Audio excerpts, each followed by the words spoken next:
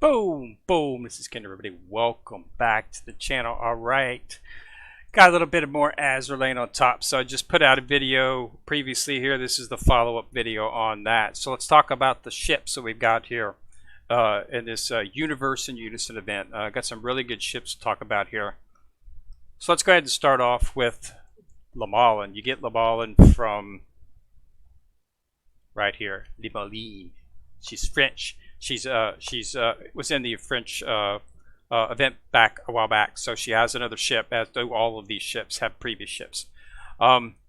She's actually better than her original version, which is very unusual. Usually, especially in the Polaris event, and even some of the ships in this event don't really good, but she's much better than her predecessor. Okay, so she massive upgrade. Okay, so the stats are very similar, but what we've got here is we've got a 29% firepower boost and a 5% damage reduction.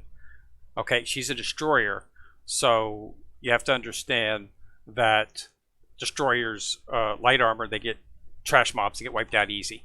Okay, that's the reason destroyers aren't very prominent in any of the fleets. There's no meta for them because they just die too quick. You've seen me complain about this numerous times on Z23. Z23 is a destroyer, and she's always the least healthy ship after I've used her. So that it's just there's nothing. They just take too much damage. They're light armor, so anytime they get hit, there's a good chance they're going to do a lot of damage. Or I'm sorry, anytime they get hit, there's going to be a chance they're going to take a lot of damage. So, but this right here, she has that 5% damage reduction, which does help out a lot. Okay, so she's not going to be, losing health as fast as some of the other ships. Plus, a 29% fire burst is an extreme upgrade over her original version. Okay, her torpedo stat is not very good. Stick a couple torp sticks on her. The rainbow torque sticks max that you get in the merit shop, and she'll do okay. Okay. So, see, it's a good ship, definitely an upgrade over her previous version. Okay, and she's a U ship, so if you want to put her, and now remember the U ships, so they can be used with the Polaris. Now, one of the things that you'll notice about these ships right here, these ships have buffs that will activate and be effective outside of a U fleet. The Polaris ships that you got from the last event last year, they mostly had skills that focused on having a U ship in your fleet, and you could put a bunch of U ships to make a really good fleet. Okay, the problem was there wasn't a whole lot of good ships in that particular event. They've outdone themselves here. So these ships right here can be paired with the Polaris ships, which are also U ships, and you can make a really, really, really good U fleet. Don't be surprised if you see some of the veteran players trying to actually create a U fleet. I'm still got to work on my IGN fleet, so it's a future endeavor I might entail to take and see if I can make a U fleet, just like I wanted to see if I could do a German fleet, which I had great success. It's almost one of my most powerful, and once I get FDG in there, it probably will be my most powerful fleet, because it's going to have Rune, and I'm going to have Rune and Malin on the two ships on the priority ships on the Vanguard. And then the highest dealing damage ship in the game in the backfield, and the main fleet on the back line in FTG. So it's definitely going to be one of, if not the most powerful fleet that I have. But it was good. It's difficult because there's not a whole lot of German ships that you can get easily. You have to wait for the events, and then you just have to get farm areas to get the other ships. But I did get all of them, and they're fully leveled up. I did heat 120 on all of that. I'll show you that real quick, just for those who are interested in my status. Boop and boop. Here they are, fully 120, all maxed out. So it's a pretty good ship. It's a pretty good fleet. 13796. It's a pretty good fleet. I still got to work on one or two of the auxiliary equipments, getting them up to 10, but the skills have been maxed. And here's my destroyer. I might stick that dress from, if you watch the previous video, you get a 500 XP. I might stick that on her, but that's another talk. So let's get back to ships, okay? So Ballin, good ship. Massive upgrade over her previous version, so you might want to look at her. Next, we've got Dido. Dido is an excellent ship. Now, let me tell you what Dido does. Dido, unfortunately, I really wish they would have made Dido a ship that you didn't have to build. I've got her, fortunately. But let me tell you something about Dido. Dido fills a void in this game that could only be closed by San Diego. That's right, Sandy. Sandy Retrofit is an anti-air demon. She annihilates enemy planes, making her the ship for 12 and 13. It's very difficult to survive 12 and 13 without having San Diego in your fleet, because she has the highest anti-air stat in the game. Unfortunately, to retrofit San Diego, you need the special item, which is her microphone. That microphone is not available only at certain times and certain events. So you might have San Diego, but you might not have been able to retrofit her. I've done a video on her. If you look at my previous videos, you'll see San Diego. I did a ship review on her explaining all of that, so you can go ahead and watch that video, previous video, and you will learn a little bit about why she's the most important anti-air ship of the game. Well, Dido, not quite as good, close, very close, but definitely what you need if you don't have San Diego retrofitted. Okay, if you have San Diego retrofitted, you should be able to at least have one fleet to get you through. But Dido here can help on that secondary fleet because she has an excellent anti-air stat. Okay, the stats. The first one is lyrical dedication. This increases your anti-air stat by 15% and fires a special barrage. Okay. Once it's fully leveled up, it has to get fully leveled up. Okay. It also fires every 20 per second, and then also if there are other Vanguard ships with Dido U, increase all Vanguard movement speed by 3, accuracy stat and anti-air stat by 15% to fire a more powerful barrage. Okay, so basically, other Vanguard ships. In this case, there is another Dido, and she's an excellent ship, by the way.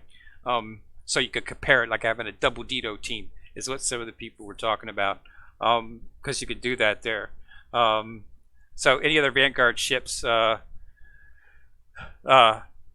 increases the Vanguard movement speed, accuracy, and air by 50, fires some more. So that's a very good buff to your Vanguard, and Vanguard buffs don't get very good. So this is a really good skill. And then after the battle starts, evasion stat is 15%. Okay, this evasion stat for 15% for 60 seconds. Okay, that's after it's fully maxed out. Okay, and then when she ships the sinks, increases the ship's anti-air by 10% once it's fully maxed, and this can stack up to 3 times. So this is another excellent anti-air stat, making her almost on par with San Diego. So you definitely, if you don't have the San Diego retrofit, you definitely want to get her. So, you know, get in there and build. Okay, because that's the only way you can get her is through the build. She's not available in the actual event. Only Lamalin and Illustrious are on, and we're going to talk about Illustrious here shortly. Okay, let's talk about Rune U. I don't have Rune U, but I do have the original Rune. The original Rune right here is a priority ship, so a lot of people are not going to have her. She's hard to, you have to do the development. It takes a long time. She's a very powerful ship. She's a total beast. Okay, a total beast. So she's definitely a priority ship that you want to look for after Monarch. Definitely go for Rune. But Rune U is in the shop. So if you want to get Rune U, the only thing you have to do is go to the shop and go to munitions and have 8,000. And you can get Rune U. I have not purchased her as of yet because there's a bunch of other stuff that I want to get in here. Okay, and I'm going to purchase all of this stuff first. Okay, then hopefully I'll have enough left to come back and snatch up Rune U from a fleet, just because she's a collector ship. I wasn't going to plan on using her, but she's not a bad ship. Okay, so she fires every 15. She fires a special barrage. Enemies hit by the barrage take 10% extra damage for 6 seconds. So any ships hit with her barrage for the next 6 seconds, they're going to get 10% extra damage anytime anybody else hits them or anything hits them. Okay. Now, if this barrage hits only one enemy, it decreases its speed to 0 for 3 seconds. So it basically just boop, stops the ship. Okay, sounds awesome, doesn't it? But yeah, there's a drawback. We'll talk about that here shortly. The second skill is when the battle starts every 30 seconds, it forms 2 blue shields and 3 red shields, which last for 15 seconds. Okay, the blue shields block 8 projectiles. The red shields deals damage to enemies on contact, which, you know, unless you're ramming other ships, but you know, it's there. So, but it's not quite as good as the buff that the regular rune has shield wise. So, you know, it's not quite there. So she's not quite up to that stat, but she's you know, not a bad ship at all. Okay, so that was, I was sure you're talking about that the barrage that hits the one target and it stops them for 3 seconds, and it then fires the projectiles directly at that spot, converging torpedoes at that slot. The problem with this is a very there's no, you have to target this for it to be effective, because this barrage fires at a fixed location in front of her. Okay, so it doesn't have any accuracy rate, or it's no way to target or anything like that. It just fires directly in front. So basically, you're going to have to, you know, move rune in position and manually fire it for this skill to be effective. So it's not effective in auto, which is a drawback for a lot of things, simply because a lot of this is done in auto. You don't have time to be constantly manually running a fleet. You know, it's okay every now and then, but for this to be effective, you're going to need to manually. So for a lot of people, that's not going to make her a ship that you want to focus on, but you definitely want to get here. Okay, you know, the accuracy it just hurts it all. Okay, she's a nice ship. She has good damage and decent survivability with the shields, but you know, rune is better. Okay, but like I say, unfortunately, you have to have auto play not effective, so that helps mitigate her usefulness. All right, so let's go ahead and take out the big winner of this event. Now listen here, this is really nice because the best ship in this event is Illustrious You, and you can get Illustrious You right here.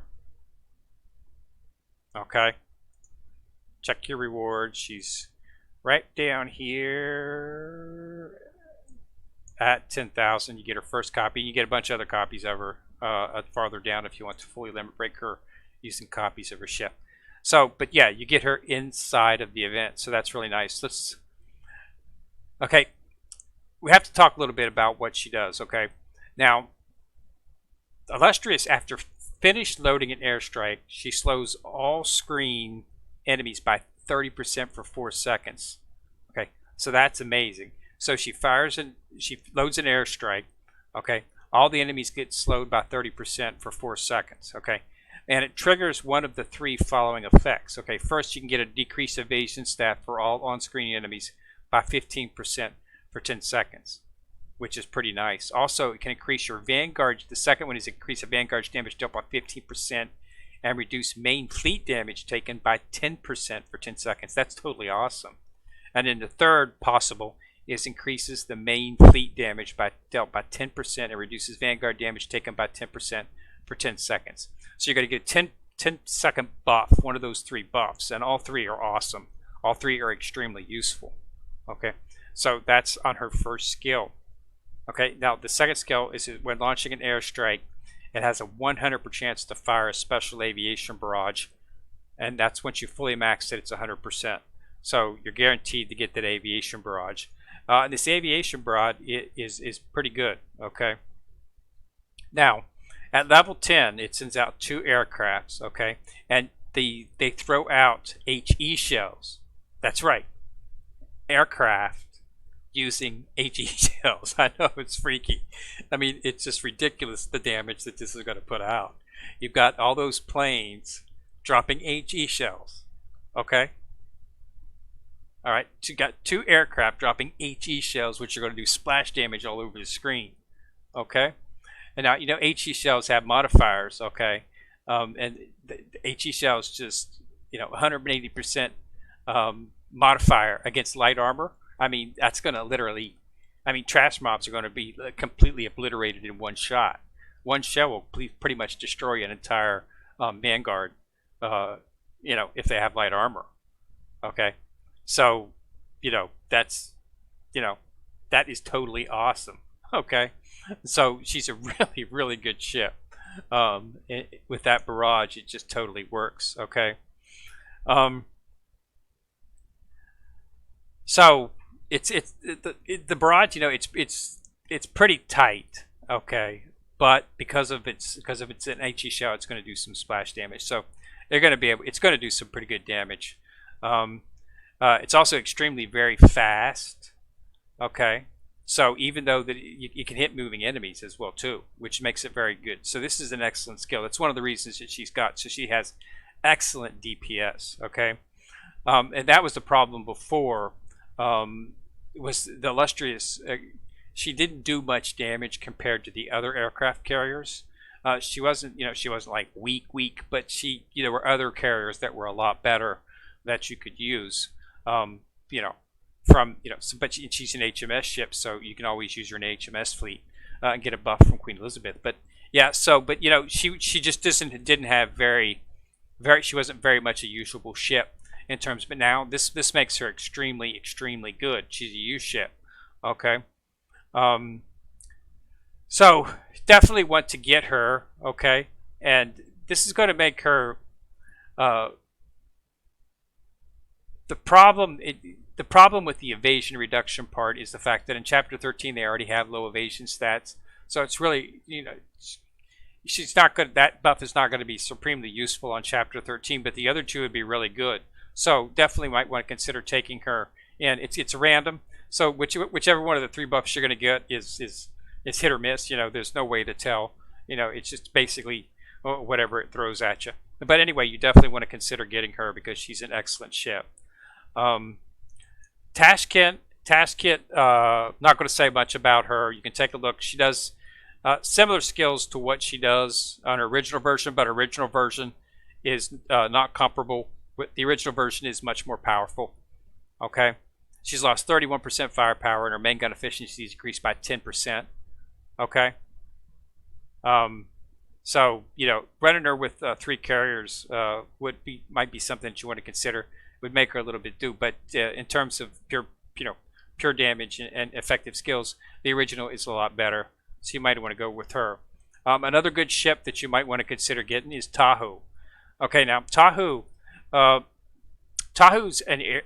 carrier. Okay, now the reason Tahu is good is because the problem with the IGN carriers is the fact that they require their partner to be effective. Akagi's effective and Kaga's effective, but they're more effective when they're together compared with Nagato, making one of the strongest backfields in the game. I don't have Akagi, and I've run 3-4 to the point where I refuse to run it anymore. I've run it thousands. I still haven't got her. I got Kaga, but didn't get Akagi. And Kaga's not very effective unless you get Akagi. Okay, it's the same with Zukaku and Shokaku. They need to be together. They function off of each other. Each of them has a skill that's designed to proc with the other ship in the team. So you need those two in there. But me, because I don't have Akagi, I'm going to run Nagato as my flagship and Shinano, which is an aircraft carrier. And Shinano buffs aircraft carriers, so I needed an aircraft carrier in that 3rd slot, and I was freaking out because I didn't have a good one. There were no other IGN carriers out there that could sit alone until now. And Tahu Yu can do just that. Unfortunately, she's got to be one of the ships that you build, so you might have to throw some things at it to get her, but she is an excellent ship. She's an aircraft carrier. Okay, when launching an airstrike, she loses an extra aviation barrage. Okay, when owning a CP greater of 55, lose 200 hit points and enhance the barrage. Okay, so you're going to lose her a little bit of health, but she's in the backfield, but you're going to get an enhanced aviation barrage. Okay, the enhanced fake adds 2 more aircraft. Okay, and it dropped extra bombs, so that's pretty good. Okay, now here's the second one. At the start of each battle, increase own aviation by 6% for every other U ship in the same fleet. Okay, 4 stacks max. Okay, when taking damage, falls below 30. Okay, so as you can see, this is a U ship. Did you remember those carriers, those gears that I talked about in the first video? I can make Nagato and Shinano.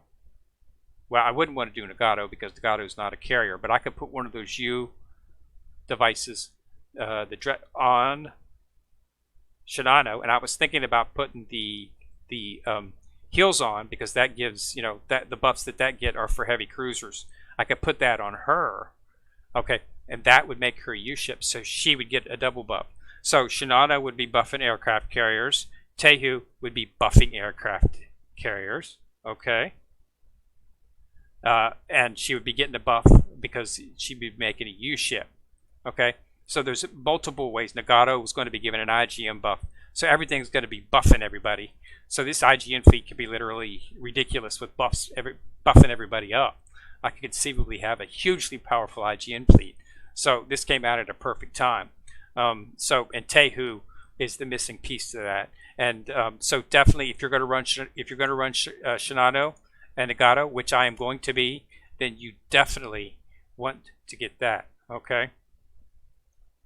So definitely Nagato, Shinano, and Tahu U and the back fleet would be an excellent option.